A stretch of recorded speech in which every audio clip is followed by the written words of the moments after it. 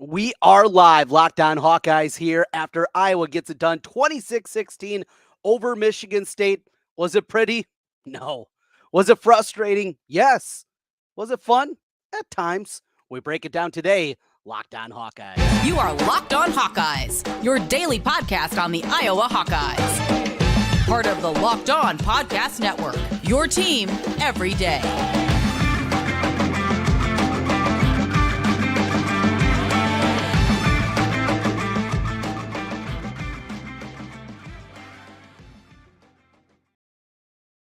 I'm Trent Condon, and this is the Locked On Hawkeyes podcast. Thanks for making Locked On Hawkeyes your first listen every day. We're available wherever you get podcasts. You can also find us on YouTube. While you're there, make sure you hit that subscribe button. It just takes a moment and helps us get in front of more Hawkeye fans. 26-16, the final, though, doesn't exactly tell the whole story of this one as Iowa gets the win. They run their record now to 4-1 on the season, get Big Ten win number 1 of the year. And now it is a schedule that isn't exactly daunting, but makes you wonder what this team still is going to be. So plenty of different ways to go. We start at the most important position in all of sports. And that, of course, is the quarterback position. In the second drive of the game, Cade McNamara goes down, looked to be a very significant injury. After the game this evening, Kirk Ferentz talked a little bit about the injury, and just from the sound of things, this thing appears to be very significant. We will see exactly what it is.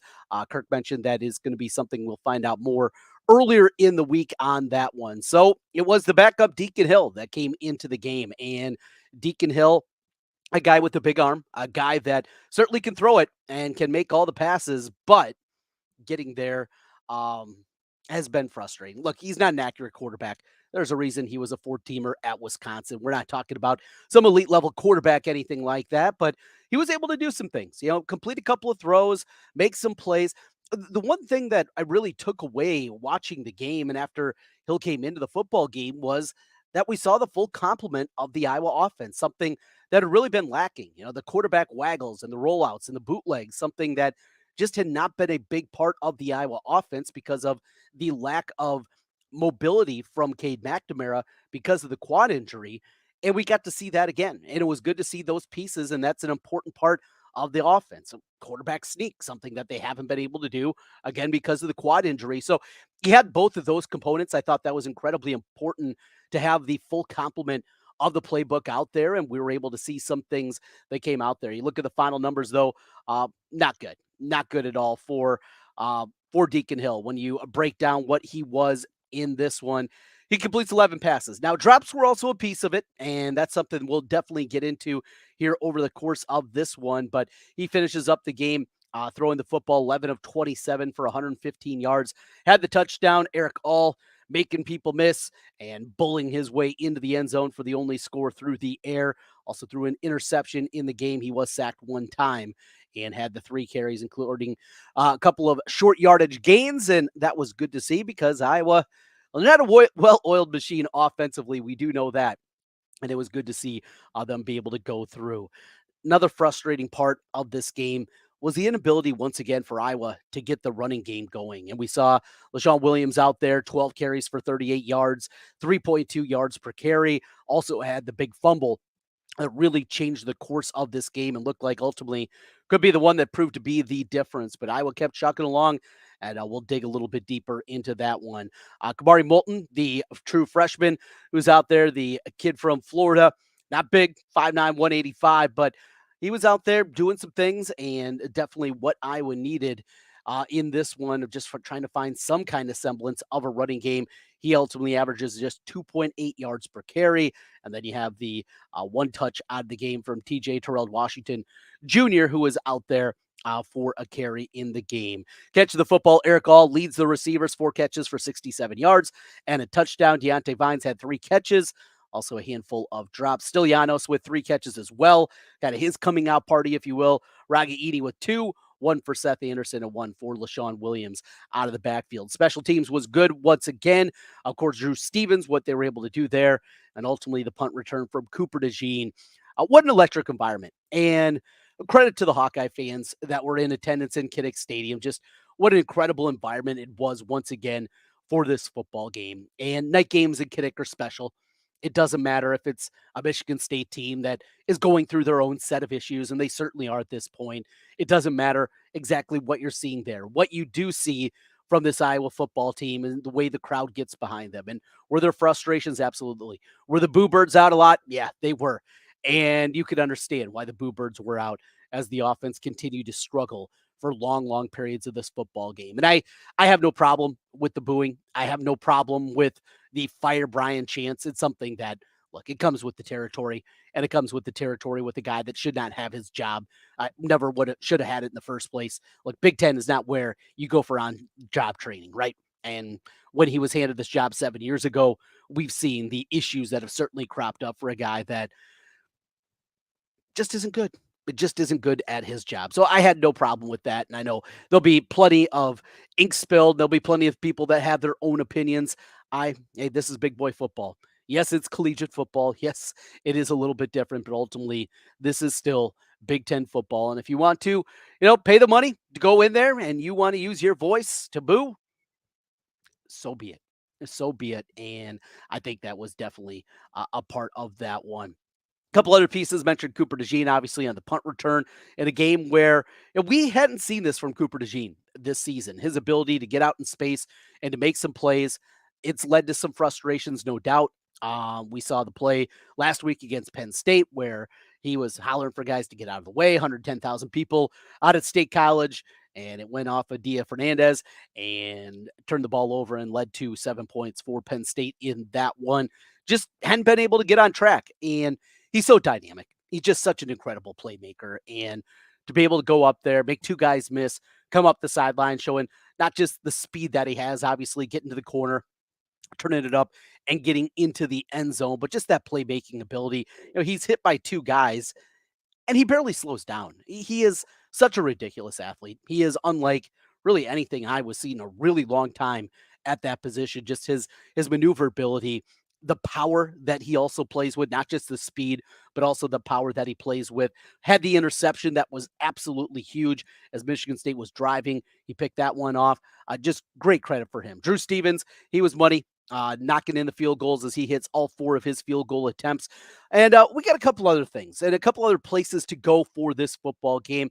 Some of the decisions, and I was on a couple of threads, people not real pleased with Kirk Ferentz kicking the field goal to tie the football game up. 4th down and 1.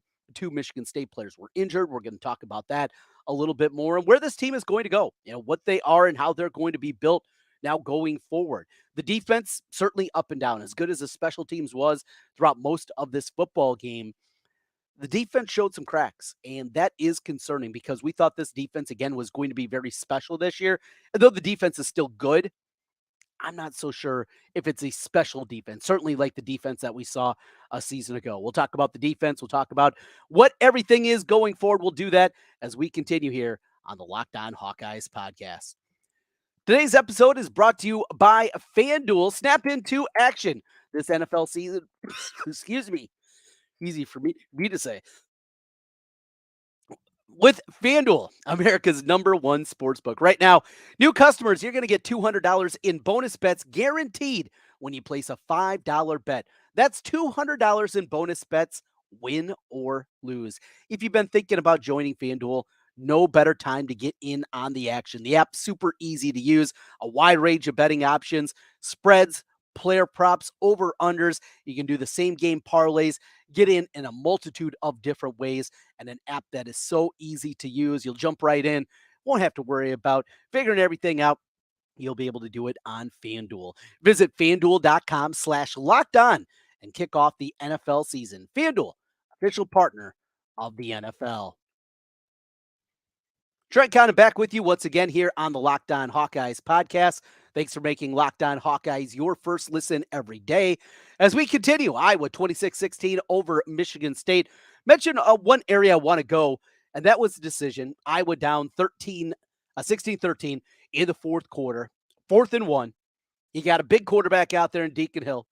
He's listed at 258. There's no way that dude's 258. He's a big guy, right? We saw the sneak already, and it worked. Didn't go for it. 2 Michigan State players out on the field. And one thing that I thought, and I saw many people, both online on on Twitter and in my text threads with some friends, and people are upset with it, upset with the decision. And I looked at it this way. Even if Iowa picks up that 4th and 1, the likelihood that they are, quarterback sneaks or something like in the NFL, I think that they're at 92%, something like that. Maybe a little bit lower in college. We saw Michigan State try a play, and Iowa was able to stop them short of it. But even with that, Iowa's ability and the way they're built is on the defense. And we saw the young quarterback for Michigan State. We saw Noah Kim really struggle at times, 3 interceptions, including the one that clinched the game.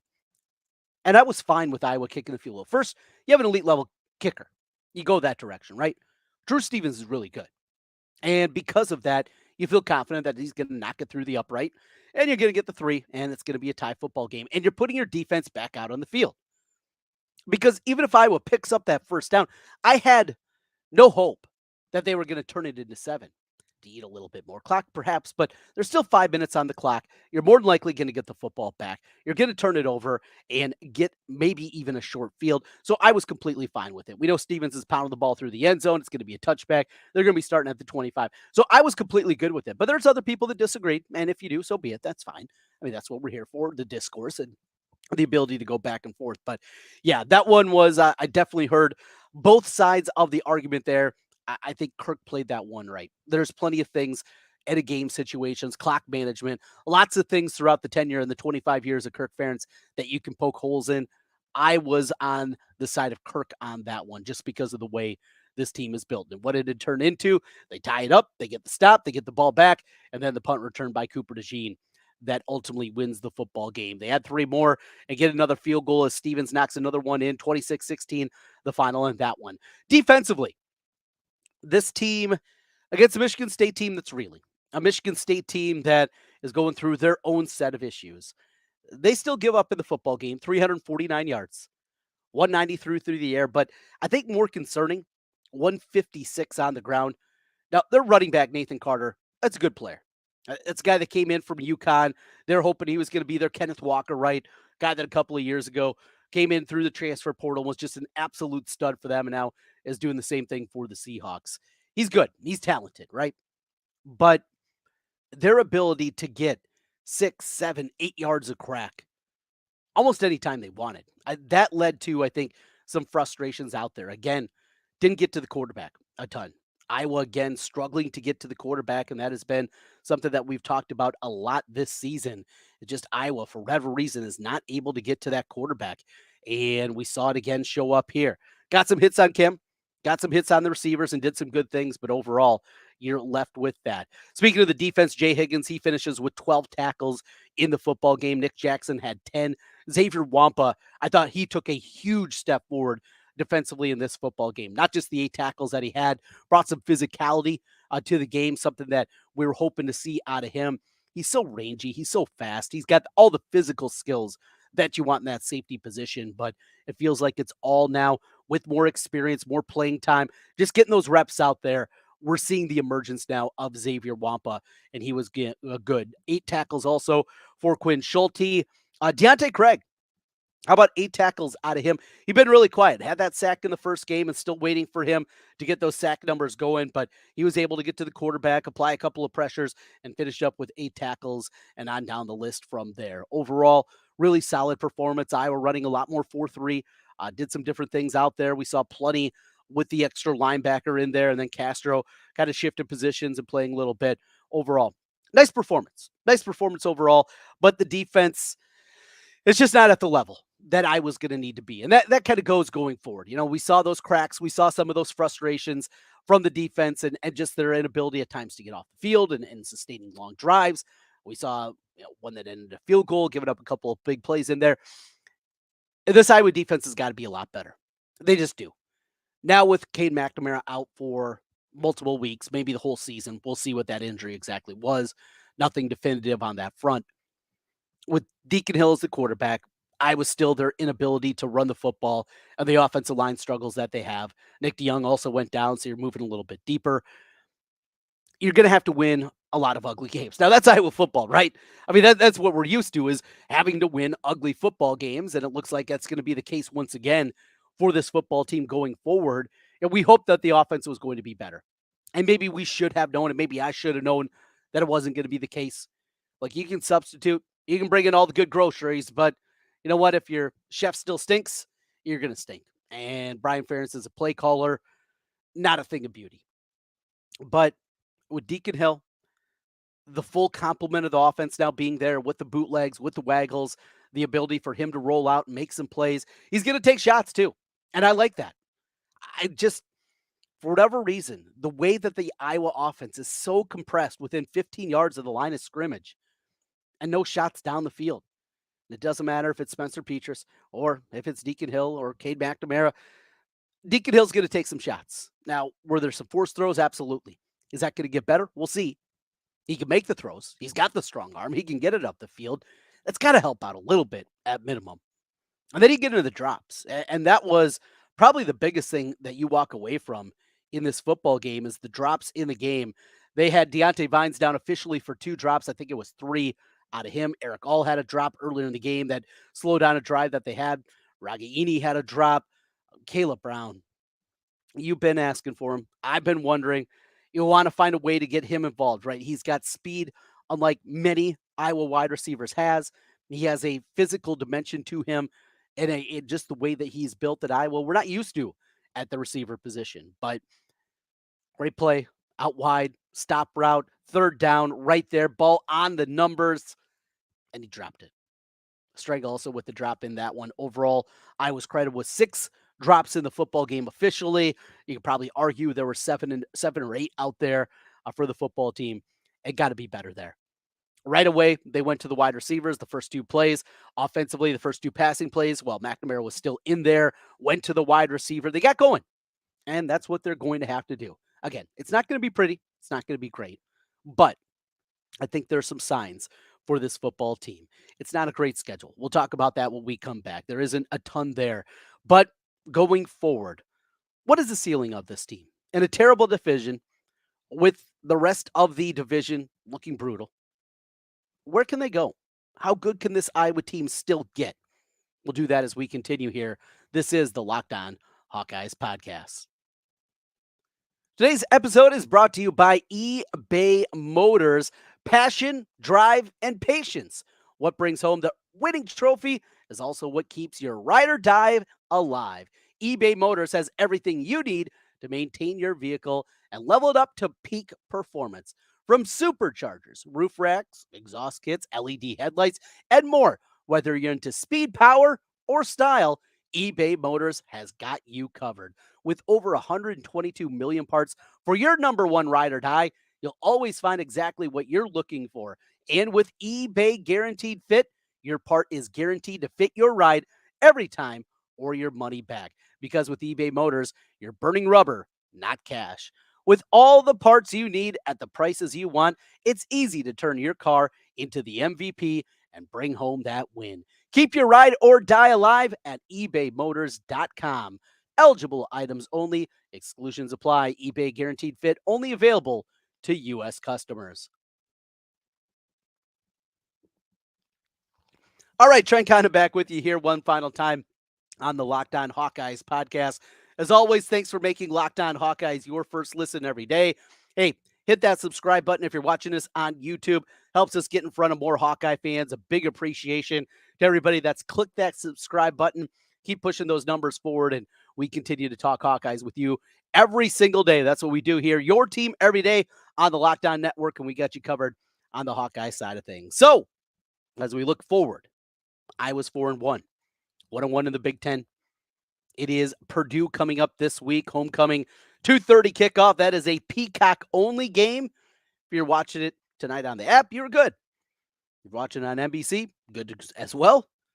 If you're expecting the same thing next week, not the case. That is a Peacock exclusive game and the first non-televised, at least traditional television game since way back in the early Kirk tenure in a game against Minnesota. Purdue took it to Illinois. They put points up on the board.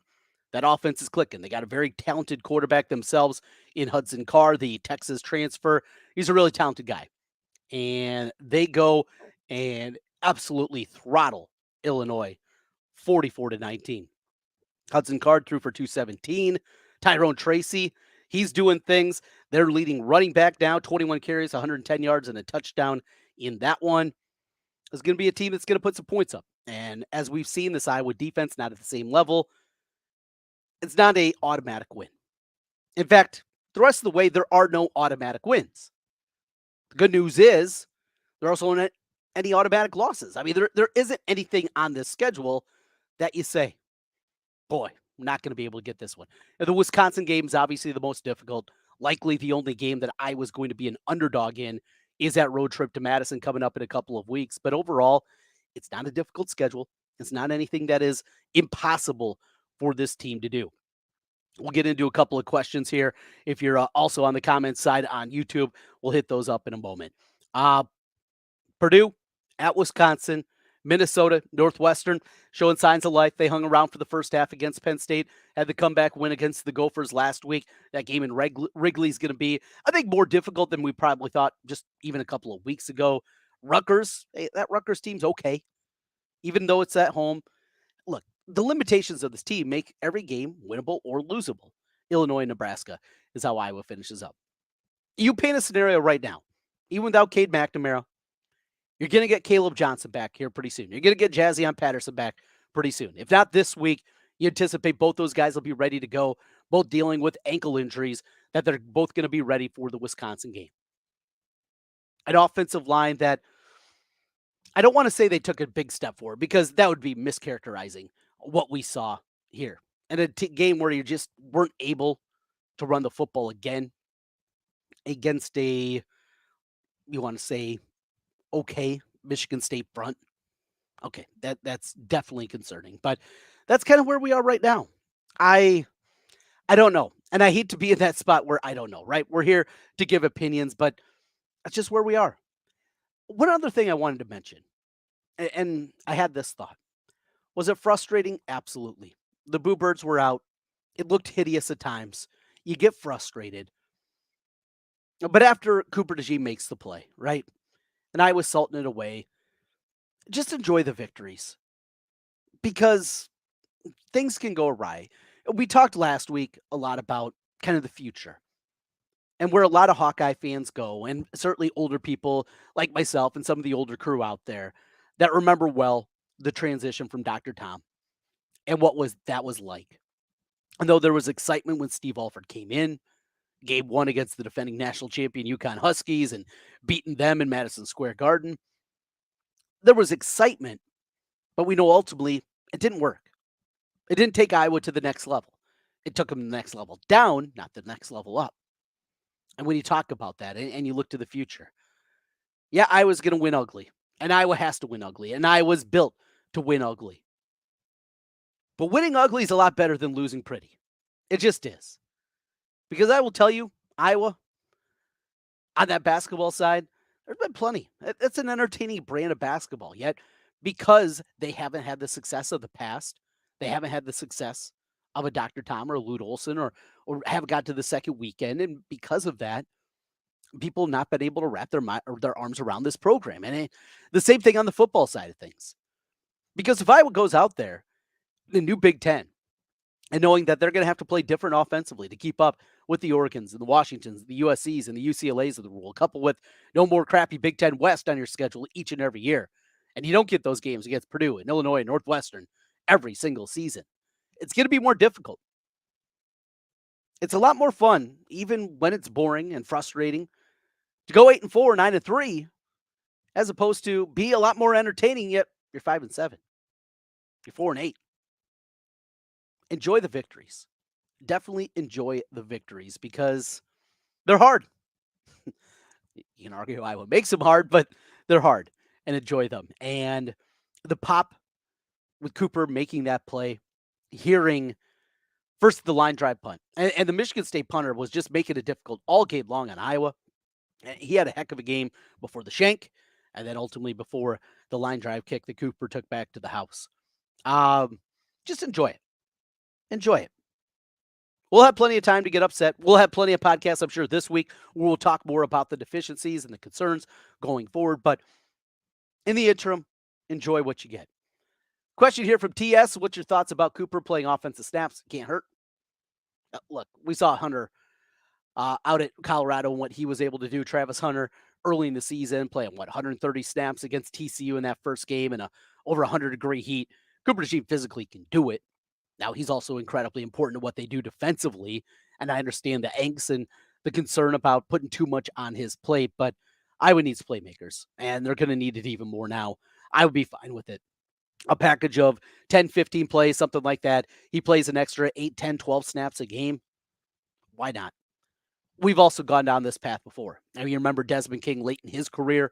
There was a lot of talk about that. In fact, it looked like there was going to be a game where he was going to do that, or at least he said that in a press conference on Tuesday of game week, and then he didn't go out there and play any snaps. It's something that's a rarity, something that Kirk Ferentz has not done before, but Cooper DeJean is just so good with the ball in his hands.